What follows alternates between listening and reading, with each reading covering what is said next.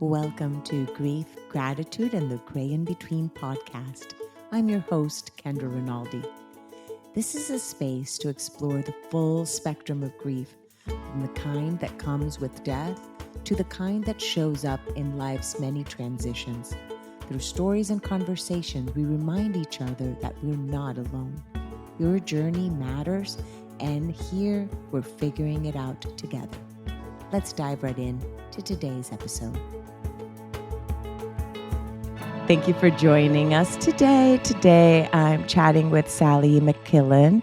She is a psychotherapist specializing in grief, trauma, and addiction recovery. She is a mother, and she wrote a memoir of the unimaginable loss that it is of losing a child. And this memoir is called Reaching for Beautiful, a memoir of loving and losing a wild child.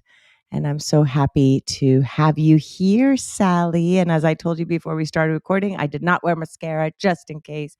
So for those of you Just in listening, case. there's there's usually a lot of I usually laugh a lot too when I'm like interviewing. It's not all sorrow, and there a lot of the things that you share about Christopher are very lighthearted too of who he was. So there might be some laughter in this conversation as well. So we Excuse don't me, know. very, very possibly anything goes. And one of the things that grief has taught me, or the journey around it has taught me, is that it's possible to feel so many emotions simultaneously in such depths. I never Yes. knew, but truly it is. Yes, it is. Is Christopher the first? Had you ever lost your parents or any? I know you had growing up.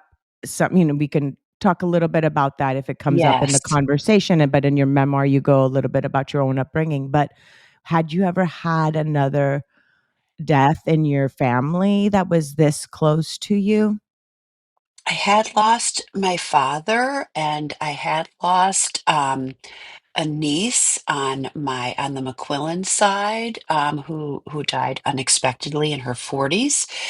But I had not, um, probably the most significant loss to me before that had been my grandmother, who lived to be 100.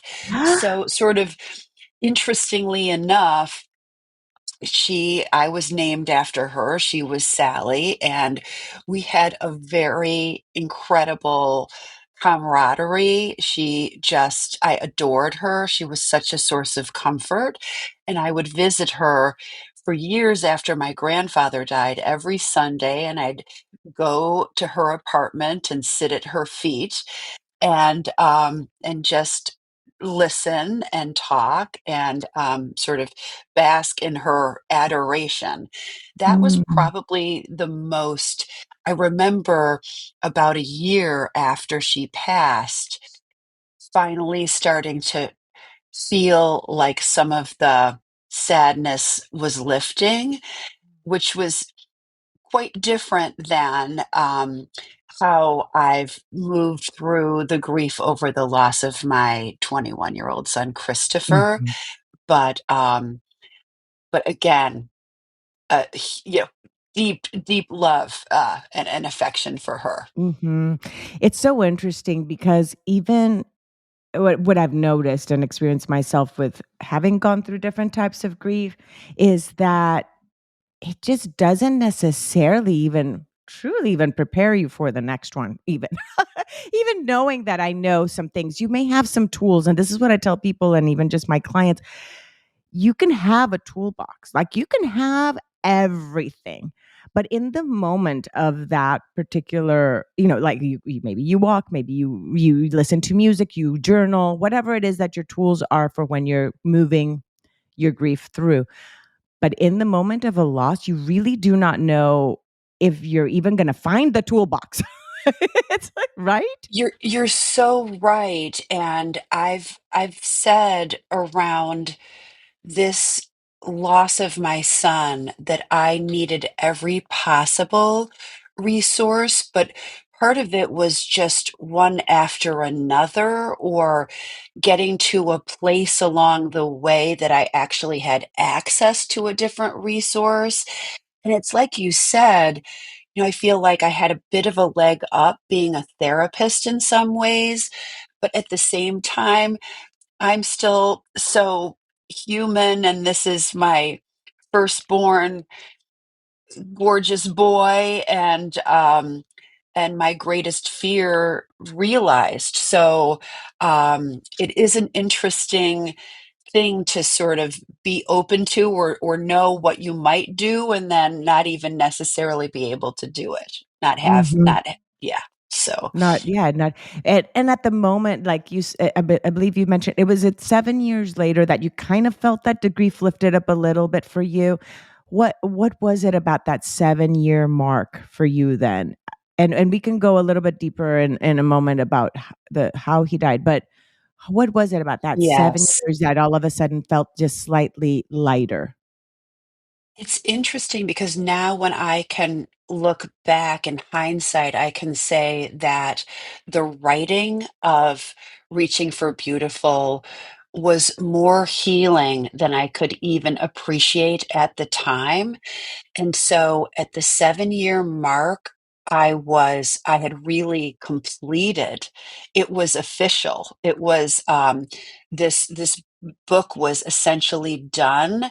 There were some all sorts of pieces to getting it ready to actually go out in the world, but it was essentially written. And so I think that might have had something to do with it. And I guess that's one of the things that I like to impart to other grievers, or to people who have not lost a loved one, or have not lost a child, is that we have this idea that, after a certain period of time, it's going to be wrapped up in a bow. And for me, grief will be for the rest of this journey, of the ebbs and the flows of it will be for the rest of my lifetime. But I did return back to myself. A lot of took time for the physiological traumatic symptoms, and it took work to be able to return to the sort of ability to also experience joy as well as sadness. Thank you for sharing that with such eloquence. My goodness, I feel like I'm going to be like fumbling here with your eloquence and your words. Which Not at English all. was English one of your majors as well? Was that English right was one of my college. I had to come back to that when I started when to you craft wrote? this memoir. Yes. I love it. Now you had mentioned, and I'm like, this is all because I'm still like curious. As I was reading, and I to the listeners have not finished the book. I'm like 100 pages almost done. Um, there was a part that you said, Joe, your husband was also right. Was he writing? Because there was a part that said, I think by this point he's gonna finish before I do, something like that. And I'm like, where did I miss the part that Joe was also writing a book? So now I'm curious. Did Joe end up finishing his book? Not only did he finish one, but he has finished two and has a third on the way. And Oh, in his sort of characteristic way, I began writing first, and shortly thereafter, he began to write, and he had finished his first book in record, at record speed. There's nothing he doesn't do, sort of quickly, and his are sort of much more metaphysically oriented, and he's been a great influence for me in terms of deepening my belief that Christopher is, um, that there is an afterlife, that Christopher is very much alive in spirit, and that's been fundamental to my survival. And so his books are different, but So, and I'd love funnier to have him on. If funnier he ever wants to come honestly, on, let him yes, you come. should have him. I'll pass his yes, I will absolutely encourage that. That would be That'd be wonderful. Yeah, that'd be great because it's just see, reading it from a different viewpoint too, of the 2 parents having gone through something and just how each of you experienced it, and each of you it'd be just so amazing for to be able to view the both. I would love that. So Yeah, my parents experienced the loss of my sister, so they experienced the loss. So having yes. being a child myself, I was 21 when she died. Um, so I guess I'm kind of like what your daughter Caroline was 2 years younger, Caroline, is 2 years, and William's much younger he's, 6 years younger than Christopher. than So he's Christopher. Okay. 25, Christopher would be 31 today, and Caroline is Today? 29. Oh, Not right. today, Okay. but No, no, his birthday, yes, yeah. His in the birthday, hold present. on, April 15th. April 15th. Okay. Yes, Kendra, yes, I'm April like, did 15th, an I unforgettable day. Yes. Oh, my son is April 10th, and my due date was April 15th with him at one point. I'm like, "Oh, tax day. He's gonna be on a tax day baby." But so Isn't that Christopher was a funny? tax day baby for you. I hope He you had your was taxes indeed. done that year when he was born before I you went believe into the we hospital. did. I sure hope we did well in advance. I can't remember, so that's a good sign. All right, so let's go into a little bit of the story. So, at what Mhm. point did you actually start writing your book after his back? Like, when did Yes, you so start? Because it was a friend of you that told that was one of the many probably suggestions that people say when you're grieving, and it was a friend of you that shared that writing might be helpful for you. yes. It's so funny because I love the way you put that. So many people have all sorts of, you know, grief can't be fixed, but people want, and I'm so grateful for all of the people who wanted to be there and support and help carry us through this. And so this was a friend who reached out, I think, on my Facebook page and said that one of the things that was helpful to her was to write to her loved one she lost. And for some reason, that landed with me. It had been suggested to me to journal. I'd had that suggestion so many times, but and never seized on it. But there was something about this that I was desperately yearning for connection with my son. I didn't feel like I knew where he'd gone. I felt like the floor had dropped out from under me and I was free falling. And so this really tethered me. And to be able to, and it was 21 days after he passed at the age of 21. So I remember it well. And I just began in little, it might have been a line or two at a time of expressing to him what I was feeling. And the initial draft was purely written to Christopher, and it probably would have become fairly relentless because it's just, ad infinitum, I miss you, I miss you, I miss you.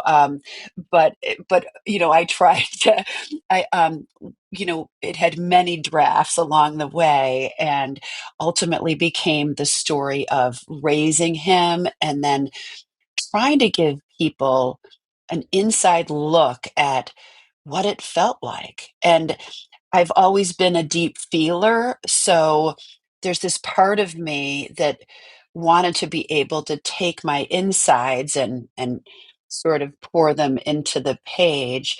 And I also wanted to help people, but I hadn't gotten to the point of thinking, well, will it really help people if they have to move through your grief with you? And all I can say is hopefully it does help other grievers feel less alone as they do take the journey with me. And then it's filled with Christopher energy and spirit and trying to capture his life, which is what I think brings the lightness and the humor in and the tension, because he had me at the edge of my seat from the get-go.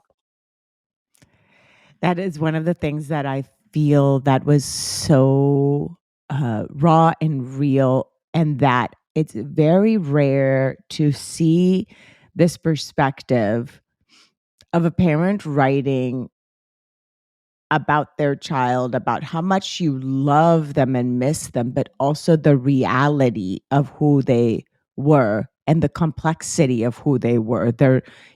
We tend to, when somebody dies, put them up on a pedestal and forget every other thing that might have occurred. And you are very real of just sharing all the little imperfections, but that really make us who we are as human beings, and including your own little imperfections as well, right? As a parent in your own thing. And I really want to say that I really value that you did that, because it does really, I can connect with that so much as well. Like seeing that we're Thank just you very for complex that. human beings.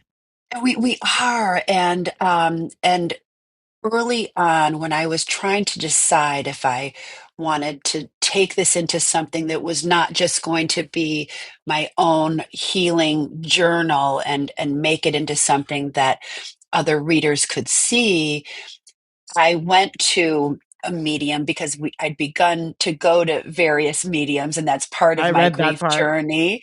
That was a And good one. yeah, and had a number of Wait, Rebecca. No, what was the name yes, of the Rebecca okay. Rosen was the first medium that I ever went to see, and such a beautiful introduction to the possibility that his energy could be close, and so one of the things I was told was he just wants you to speak the truth.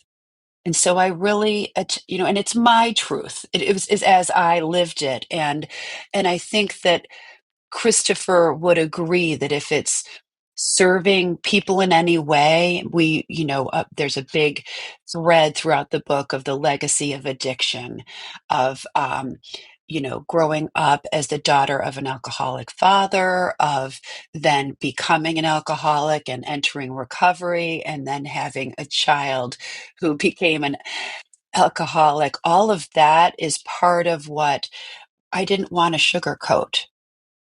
Yeah, you mentioned a lot about yourself, and was is Joe also he Yes, was more he was more open about.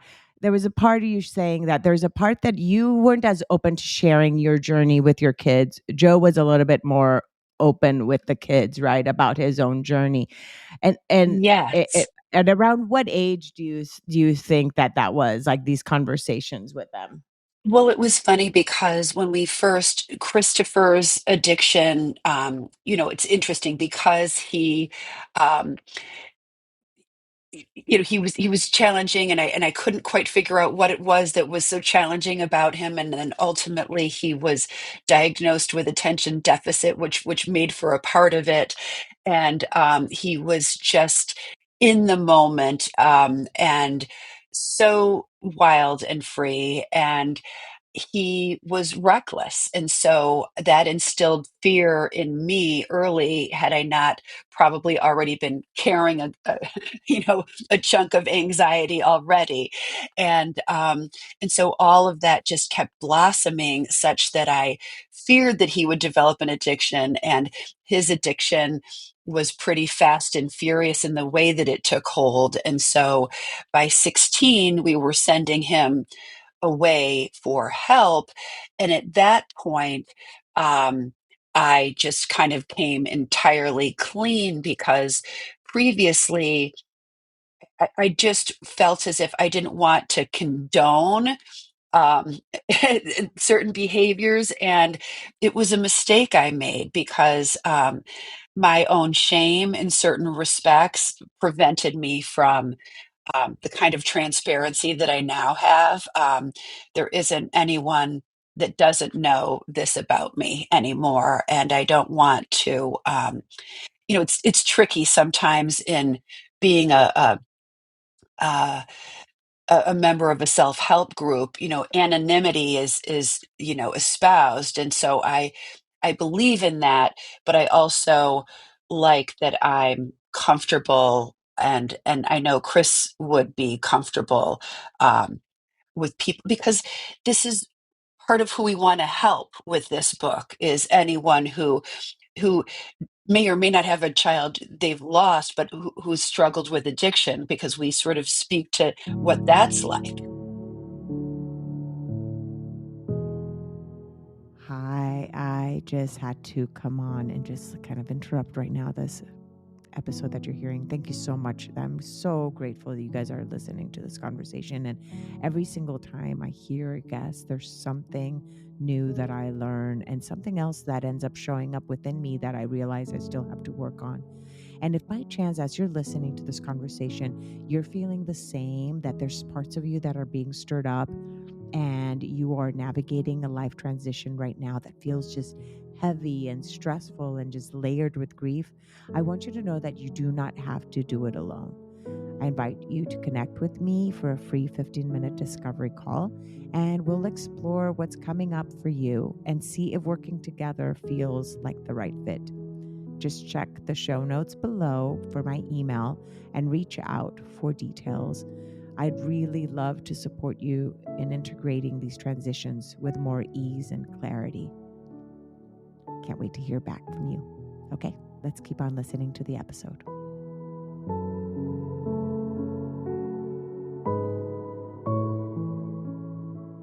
Yes, and so let's go into the circumstances, because we've been talking and we haven't Yes. shared, and we want people to read the book, of course. Please do, because we're only just touching the surface here of what the depth of the book itself is and your memoir. So the circumstances around his death and why the element of the addiction also kind of Yes. played a part in the circumstances of it. And I do want to, yeah, make some clarification around it. So Christopher got clean and sober at 16, and was able to stay clean and sober for 3 full years. And at that point, he wanted to go to college, and much of who he was someone who wanted to who was extremely social and driven by a social consciousness and what his friends were doing. And so he wanted to be like everybody else. And he Yeah, too fit in, did fit not, in. Yeah, did, just fit in. exactly, did not want to be different. And so he went off to college, and thought, maybe I'll be able to take what I've learned, and have that spare me from, falling into the trap of these potent genes that I've inherited. And lo and behold, that wasn't the case. At some point, he talked about resuming sobriety. He knew he'd have to, but he didn't want it to take him away from the joy of being with his beloved brothers in his fraternity, and friends. And he was so fortunate during that period of time that he was back to drinking and partying, and because he had incredible friendships with whom we've stayed connected in many regards. And now we're seeing them get married and raise children, and um, let us love them. And that's been hugely healing. So I'm so grateful to them. Yeah, I don't know what I would do without them. So there's that piece. But so he was on break. It was in January of 2016. He'd come through Christmas and New Year's, and being in the city at bars, and come through that, and was going to join a whole bunch of guys up at a lake house in Wisconsin from Illinois. And they were all partying, of course, as young men do. And he and three other young men. ages 20 and 21, went off onto into the cold lake. They decided to take a canoe, and none of them survived that adventure. And so it was hugely traumatic to have your child go missing and then be recovered that way. And and um, too much to absorb, that I was not alone in that, that there were other parents also losing their children. Christopher knew these other boys. I didn't know all of the other parents. I knew one of the other boys who had been a good friend, and it was just way too much to integrate. And so that was a big part of, or the initial part, the shock. And the trauma of moving through that, that took years before I um, felt like I was not a shell of myself. But I tried to be there for my two living children and for my husband. And um, yeah, so that was what happened. That's that's that's so much because it's not only like you said, it was not only you're grieving your own child, you're also grieving the other children that were there too, especially if you knew one. So it's just a layered grief there as well with that experience. And yeah, so it's like every for all his growing up, you'd always kind of live probably on the edge of whether, right, he'd be coming back. It's kind I Yes. I'm gonna say something and it's gonna sound so weird. Like, you always felt like you're holding your breath. Like, do you feel now that you can breathe? And I know that this is a very personal kind of question, but is No, there like I love a it. measurement I of that? love a deep Because if question. you're And it doesn't sound weird to me at all. I was, as a therapist, I can kind of speak to it in a detached way. I was in fight or flight while parenting him, and he he had, as you've read, I think you've probably hit on most of the near death accidents that he had throughout the course of his life. So even when sober, um, we nearly lost him several times, and so it wasn't going to take a rocket scientist to fear that he might go. And you said something earlier. You said you were speaking to because you've had a number of significant family losses, and you said one doesn't prepare you for another. And one of the things that we do when we've been traumatized, or when our nervous system is hijacked and we're in fight or flight, is we think that um, if we prepare, if we sort of have that kind of catastrophic thinking that prepares us for the worst, that we will indeed be prepared, when in fact what we've just done is we've lost the present moment in anticipation. And so a big part of the message that I try to carry in this book, and when I'm interviewed, is, if possible, if we as humans, as parents, as mothers, can try to find ways to calm our nervous systems, to take care of ourselves, to put our own oxygen masks on so that we can be more present in the love we give, instead of fear driven and chasing and micromanaging and trying to protect and fix and prevent our children from being on their life paths. Then that is the answer, because no amount of fear benefited me in any way. In fact, as I tried to let go of it, as I was conscious of letting go of it, thankfully, while Christopher was still alive, after he'd relapsed, and I said, I must let go. And I had the privilege of attending self-help groups that were encouraging me to do, what's funny is, there's now this excessively popular book in the world that's called Let Them. And Yes, I read it. yeah, I'm sure you have, and it's sort of like what she's done is she's taken much of these principles that I've been studying for years.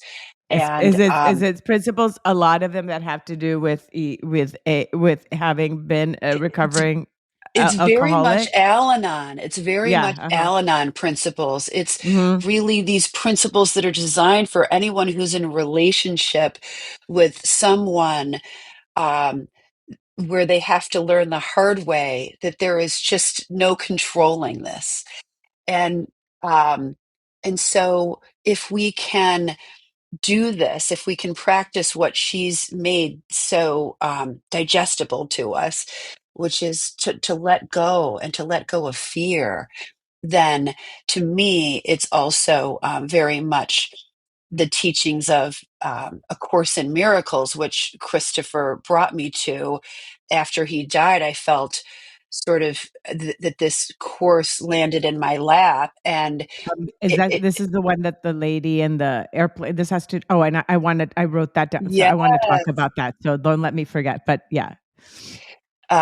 Marianne Williamson very much, has written about and speaks to this course, and tries to return us to love, and that's what my life path is bringing me into, and so when I was refraining from more fear, it actually deepened my connection with my son before he um, turned into a spirit, before I his love that. his Yeah, before soul his book, ascended, yes. you I know. love that. I love because it's like when my mom, died, and we usually would call it when she transitioned, like, we would use that way because literally it did feel that way. It was a transition, and I know that with my sister and my mom. Like, I know that there is no s like, I know there is no separation. There isn't. There is not one, and there's one analogy that is one that comes like from my own like religious like beliefs, but it's that of the womb and the child in the womb being in this world and thinking that this is all there is. Yet there's these glimpses of sound, of everything that they hear from this other, and it's and all that separates us from one world for the other is just this much, right? Like it's so little. Yes, that And veil, it's what we call a that veil. veil, Yes. veil, yes, and so and then you realize it's like, "Oh, yeah, we were here all along. They're here all along." So it's like I right now we're still in the womb and they're Yes, outside of the womb. exactly. And Yeah. so my world, my understanding, Christopher has taught me so much. It's just opened my eyes to appreciating that all that matters is love and that we're all connected. And the word behind you, you have it right above in your are you sitting in your I'm kitchen nook? sitting in my And office, in yes. your office, and then I see at the back right there over your window, LOVE, love, and that's like the reminder that that is really we are love, and that love that you showed so clearly to Christopher throughout his life. I love all these little messages, even you finding his little children's book. I'm like, now I was like, even think, I'm like, did I keep any of my, how many but how many books did I keep of when my kids were little? Now I'm wanting to keep it after I saw your, after I read that part of your Yes. book that you went back to, like, that you had written him a little love note there, even though he was probably 2 when you gave him that book, yet that you had found a little love note written on the book, and that love continued it throughout in this book that you wrote to him in these love letters. It's just so it's so beautiful because it's just it's a love story of this mother towards his son. That's really what it is. It speaks to as well what you were saying about how complex we are, and how we are who we are when we enter this world, how the essence of us is all of those things that, and I've heard myself saying to several people lately, I wouldn't have changed a thing. Would I have wanted to have locked my son up? Would I have really, really wanted to have reined him in? No, because then I would have stolen from him his magic. And that was part of there's nothing about him that wasn't free while here, and now I get to easily envision the freedom of that in heaven. I love that. Thank you. I wanted to touch on the part of the your airplane ride to Savannah. Were you going to Savannah? I know that the lady that was Yes. actually was going to Savannah. You were going to Savannah too for your aunt's funeral. If I'm trying to like think Yes, what parts of yes, it. you've Okay. you've got the good Okay. timing. Okay, and then the Yes. lady next to you, you weren't sure, like, how much to say of what it is you were going to, what where you were going to, or for what you were going to, and then this kinda cautiousness in the conversation is like, "How much do I say?"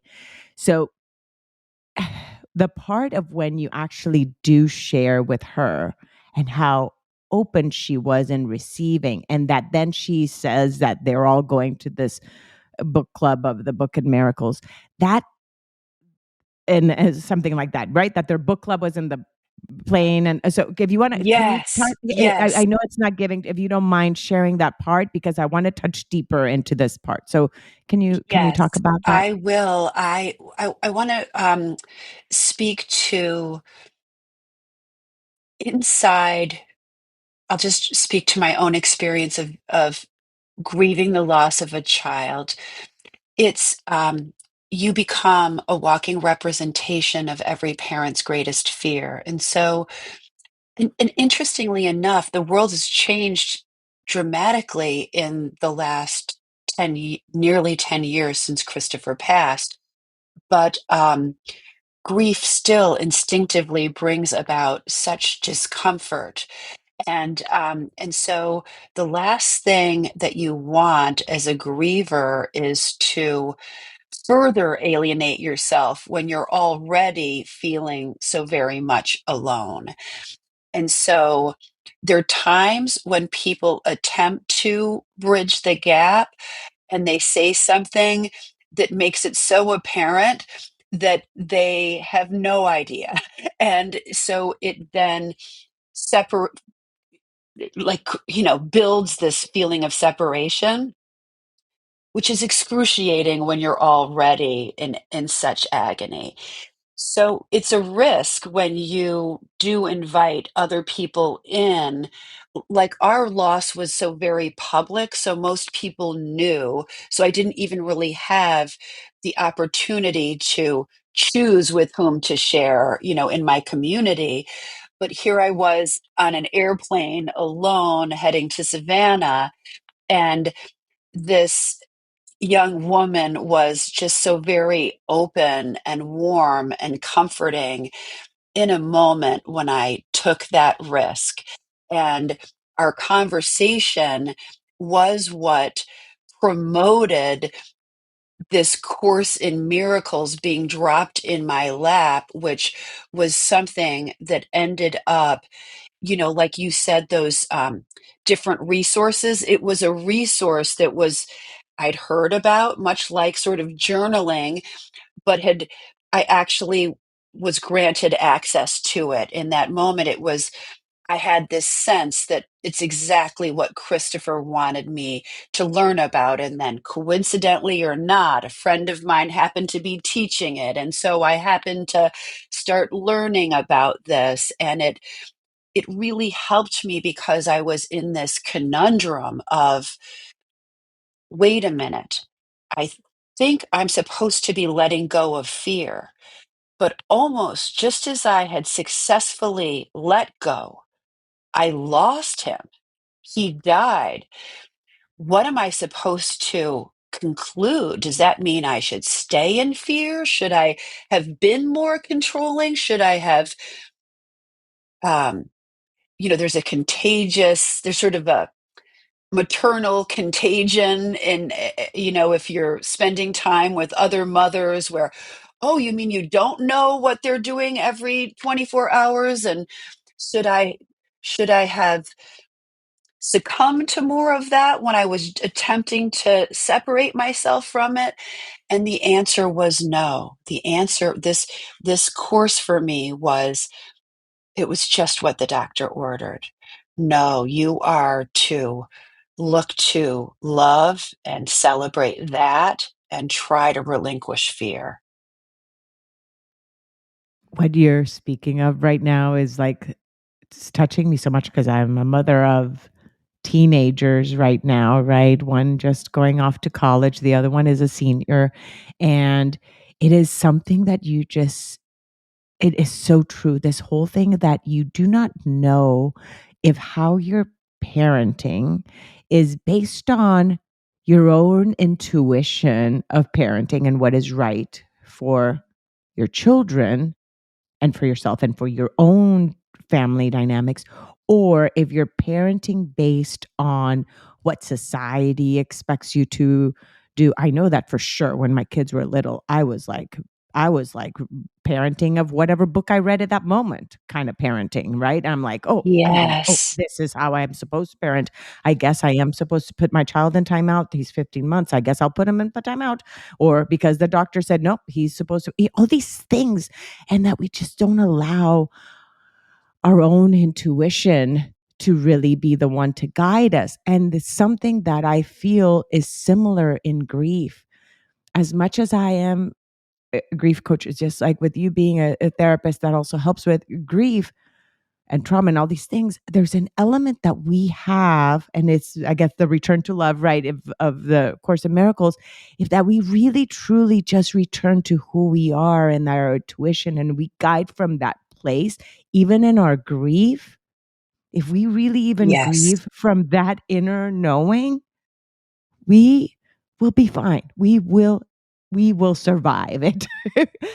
Right? It's so true and so challenging, and um, ongoing. That's why I like the word return, because our human nature, our maternal instincts are such that sometimes we even confuse ourselves with intuition. Um, Even when we're attempting to sift through all of the fearful input, then sometimes, because I did intuitively feel like I wouldn't have my son for long. So it's so interesting how we can throw ourselves off, but I do feel like there's this practice of coming back to remembering that they are, just as we are, here to face challenges, to actually experience some pain, to do all of those things that will help them earn wisdom and growth. And only in that way, only through the living of their lives, will they have takeaways. And so we have to let them have those, and we There's the cannot let them. shelter them There's how to anymore. let There's them. the let them Yeah, again, there's the let them. Yeah. it It's just so it's true. funny, but it It's does so come to that. true. I love it. I love it. Thank you. You know, the reason that part of you with that conversation with the lady in the airplane, that and you explained it a little bit more, that you never really know, like, okay, what do I share? Because in that moment you don't know if the other person's ready to receive that information either. It's not always about yourself, because you there's times in which, like, okay, I'm comfortable talking about grief. I'm comfortable talking about death. I'm saying myself. I'm not in my Yes. case, but it doesn't necessarily mean that the other person is. And so it's having this balance of the knowing. And I was telling this friend whose dad recently passed, and she's like, I don't know what to tell some of my coworkers or things.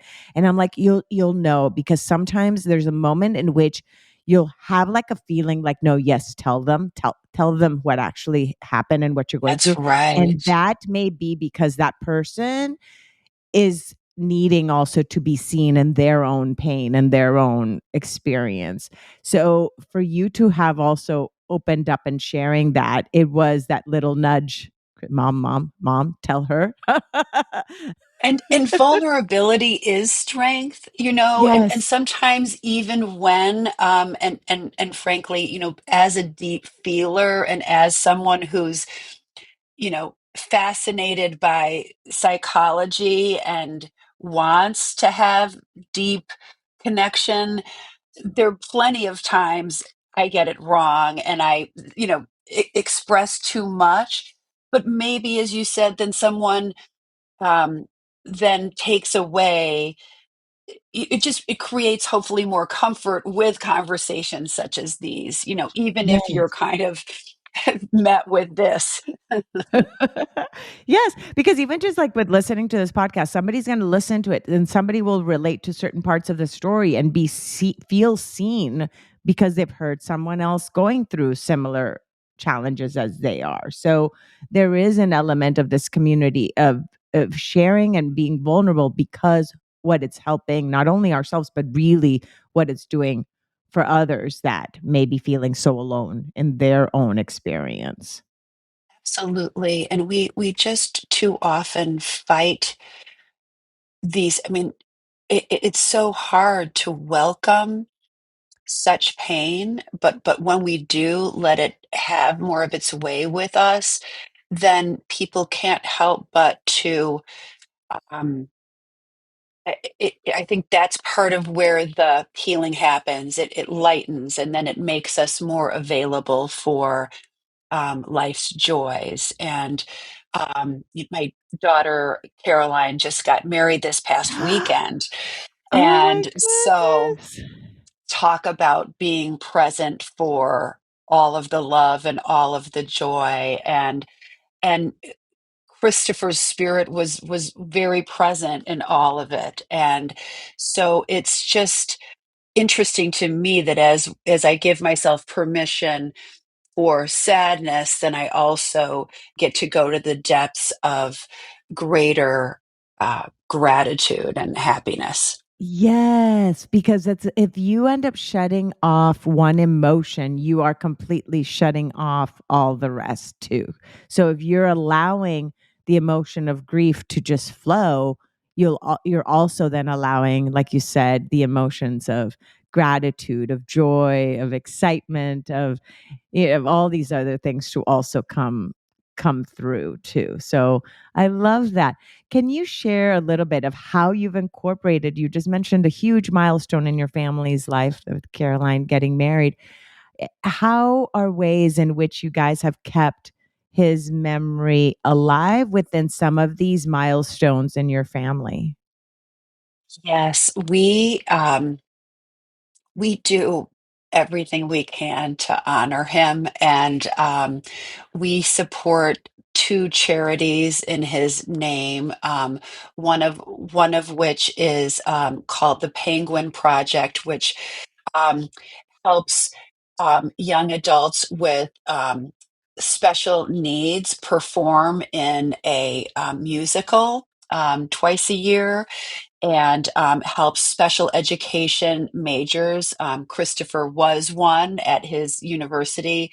Um, mentor these young adults and perform on the stage with them. So that's one of the ways that we um, translate our love for him. And then another big one is that we support the Inbalance Ranch Academy, and we do an annual golf outing um, here typically in September. We're not doing it this year because in lieu of our special occasion that we've just celebrated, but we will resume doing it next September.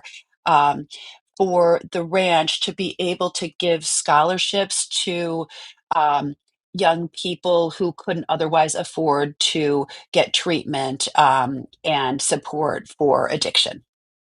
Oh my goodness, those are wonderful. Would you mind sharing those 2 links so that I can attach them in the show notes as well as I your will website? I send could put them your those 2, way. the Yes. penguin. Yeah, that would be amazing.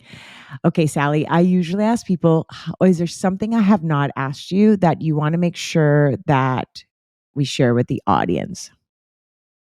If there does happen to be a mother or a father who have lost a child any which way to the opioid epidemic, to an overdose, to our suicide epidemic, to an accident, to an illness, any which way, um, I want them to know that this is survivable. I want them to know that it would be very normal if they felt they couldn't survive it, and I want to offer hope. And I think that might be the only other thing I left out. Yes. Thank you. Thank you for bringing that hope to so many. And for people to read your book, what is the best way for them to find it and the best way to contact you? And go to my website, www.sallymcquillen, McQuillen.com, and order Reaching for Beautiful there.